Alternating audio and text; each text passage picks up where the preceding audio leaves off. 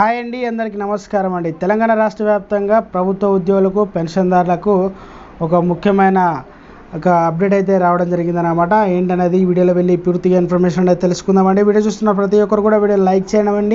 చాలామంది అయితే వీడియో చూస్తున్నారు కానీ సబ్స్క్రైబ్ అయితే చేసుకోవడం లేదండి. దయచేసి సబ్స్క్రైబ్ చేసుకోండి, సపోర్ట్ చేయండి. తోటి మిత్రులందరికీ, బంధుమిత్రులందరికీ కూడా వీడియోని షేర్ చేయండి. వివరాలు కనుక వెళ్ళినట్లయితే కాంట్రాక్ట్ ఉద్యోగులకు భద్రత కల్పించాలి, రెండో పిఆర్సీని వెంటనే ప్రకటించాలి, న్యాయమైన డిమాండ్లు పరిష్కరించాలని చెప్పడం జరిగిందన్నమాట.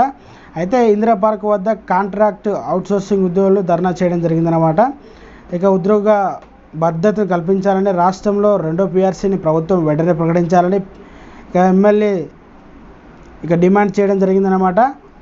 Contract and outsourcing employees federation రాష్ట్ర కమిటీ, Telangana model school outsourcing employees association ఆధ్వర్యంలో బుధవారం హైదరాబాద్లో ఇందిరా పార్క్ ధర్నా చౌక్ వద్ద ధర్నా చేయడం జరిగిందన్నమాట. ఎమ్మెల్సీ అలుగుబెల్లి వీళ్ళందరూ కూడా కాంట్రాక్ట్ అవుట్సోర్సింగ్ ఎంప్లాయీస్ ఫెడరేషన్ అధ్యక్షులు ఈ సందర్భంగా మాకు రావాల్సిన పెండింగ్లో ఉన్న 20 ఏళ్లకు పైగా వివిధ శాఖల్లో అతి తక్కువ వేతనాలు, తీవ్ర పని భారంతో వెట్టి చాకరీ చేస్తున్నారని చెప్పడం జరిగిందన్నమాట. ఆర్థిక భారం, అధికారులు వేధింపులకు తదితర సమస్యలపై అనేక మంది ఉద్యోగులు ఆత్మహత్య చేసుకుంటున్నారని చెప్పడం జరిగిందన్నమాట.